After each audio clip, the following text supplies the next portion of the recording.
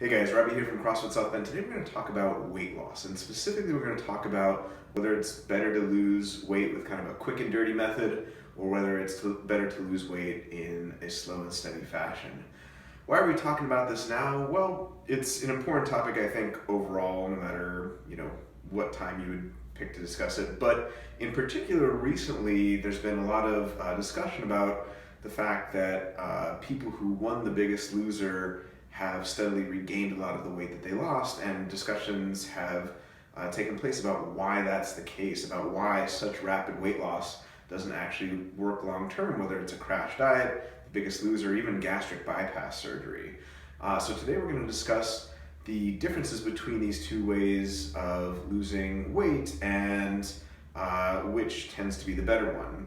Spoiler alert, the slow and steady method, even though it's not quite as glamorous as losing 100 to 200 pounds in 6 to 8 weeks, is the much better approach, especially if your goal is keeping the weight off long term. So in determining whether the quick and dirty method or the slow and steady method is the better way to go with regard to weight loss, we always have to ask the question, what's the goal? What's the goal? Sometimes the goal really is short-term weight loss. If you're a wrestler who's trying to make weight, I used to wrestle in high school, and I'm familiar with people trying to cut weight to make a particular weight class, or if you compete in a weight class sport, or you're trying to lose weight for some sort of social event, like a wedding or something like that coming up, then perhaps if the sole goal is weight loss, the quick and dirty method can be better, where we're talking about a crash diet or The Biggest Loser, hopefully not gastric bypass for like any of those situations I discussed. But in general, the quick and dirty method is really, again, the equivalent of something like a payday loan. It gives you the results, but with really bad outcomes. There are lots of really bad outcomes long term. Like, you get the payment real quick up front, but in the long term it's not good. Like, crash dieting has been shown over and over and over again to mess with the body's blood sugar regulation, with its metabolic processes, and to lead to it being increasingly more difficult to keep off weight long term. So you can do it if it's just for the short term, but it's really not a good thing. Most people want to lose the weight and they want to keep it off long term. It's really just almost silly to lose the weight temporarily and then just gain it all back, right? Presumably the whole idea with this is to maintain a healthy weight long term, so that you don't have to keep going through these ups and downs of yo-yo dieting. So if the goal is keeping the weight off long term, which again for most people it is, then the slow and steady method is by far going to be the better approach. It's going to be the better approach. So why?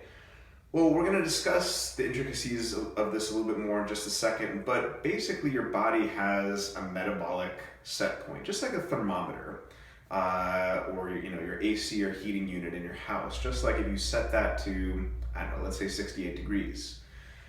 Well, if you set your AC unit to 68 degrees and it gets hotter in your house throughout the day because it's summer or something like that, your AC unit is going to work harder to bring down the temperature of the house because it's set at 68 degrees, right?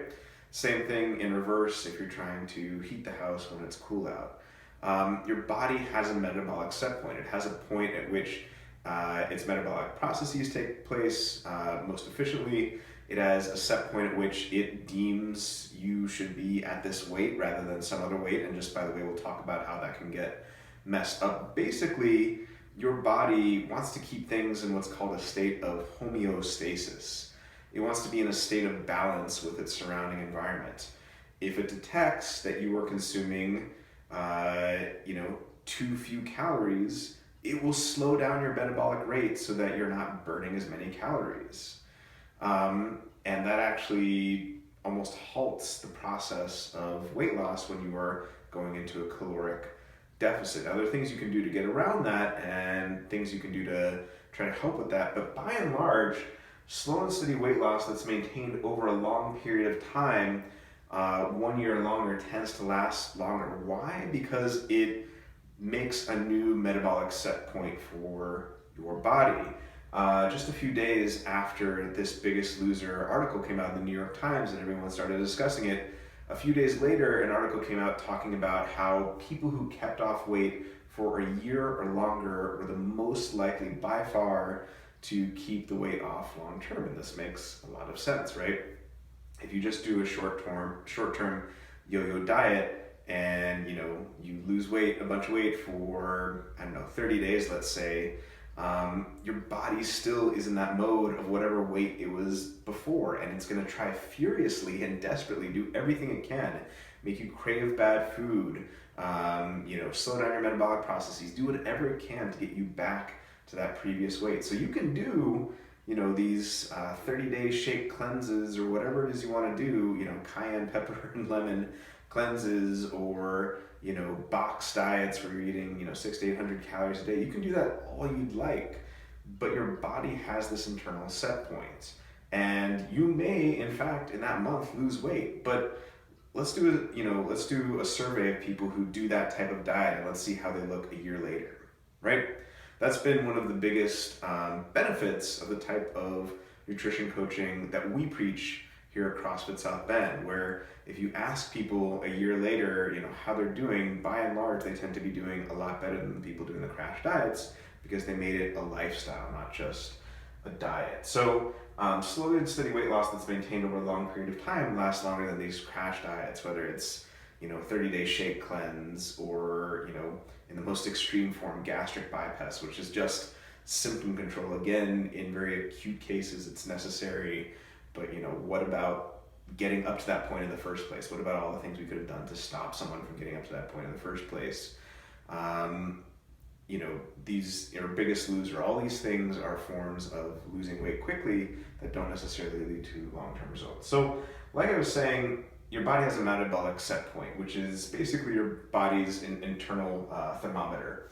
And it has a certain set point for you. Now, what can happen is, you might be saying, well, if my body has an internal set point where, I'm supposed to be a certain weight, how does that ever go out of whack? How does that ever get to the point where people would get overweight? Wouldn't, your body just regulate things if you're eating a lot of bad food? Wouldn't it just regulate your metabolic processes to the point where you're able to maintain, a particular weight? You would think. And when it comes to eating real whole food, your body tends to adopt precisely that process I just described. However, when you are eating highly processed foods, that tends to completely and utterly disrupt this internal thermometer. And it's basically like you just took a bat to the thermometer and now it's just completely going haywire. It's like, your thermometer in the middle of the summer being turned to, 88 degrees or something like that. Something obscenely hot, where it's not just, keeping the house neutral, it's actually making the house excessively warm. And that's what happens when you eat these types of foods. Your hunger hormones, like leptin, get thrown completely out of whack. Your blood sugar hormones, like insulin, get thrown completely out of whack. So your metabolic set point for your body gets thrown completely out of whack, and that's why people who are eating excess calories in addition to the excess caloric value, which contributes to excess weight, that's why people tend to put on weight and have a very hard time keeping it off, because typically what they're eating is these processed foods that completely mess up your metabolic set point. Unless you do a lot of repair on that internal thermometer to get it to the point where it's functioning again, where you reset these hormones, it's going to stay at 88 in the middle of the summer. The equivalent in terms of your weight would be you're gonna stay overweight even if you try to reduce calories. Reducing calories works a little bit sometimes for some people, but by and large, your body will slow down your metabolic processes to keep you at that same weight. What you really have to do is reset these internal hormone regulators like insulin and leptin, cortisol and DHEA, and all these other things that can go out of whack when someone's metabolic set point is messed up, in order to get things back to normal. So why do crash diets, TV game shows, and gastric bypass and shake diets, why do all these things fail because your body is losing weight too rapidly to have a new metabolic set point. Now, the type of weight loss that we've always recommended here, ever since we started our nutrition program, this isn't anything new for us. Anyone who's ever done nutrition coaching here will tell you that we've told them the exact same thing over and over again, which is a healthy, sustainable amount of weight to lose per month is 8 to 12 pounds. That's a healthy, sustainable amount of weight. Does it mean that people can't lose more and keep it off? No, I've seen people do that. I've had people lose 20 to 30 pounds in a month. But 8 to 12 pounds a month is much more sustainable. It's more, it's something that you can do long term, and it's something that allows your body to gradually reset that metabolic set point. Now, what people don't like about that is it isn't sexy, right? It isn't, oh wow, it changed my life today. In 6 weeks I'm gonna lose 100 pounds, and that's what people want, right? Just like we all want the lottery ticket that is gonna win the lottery, or we want a payday loan or something like that.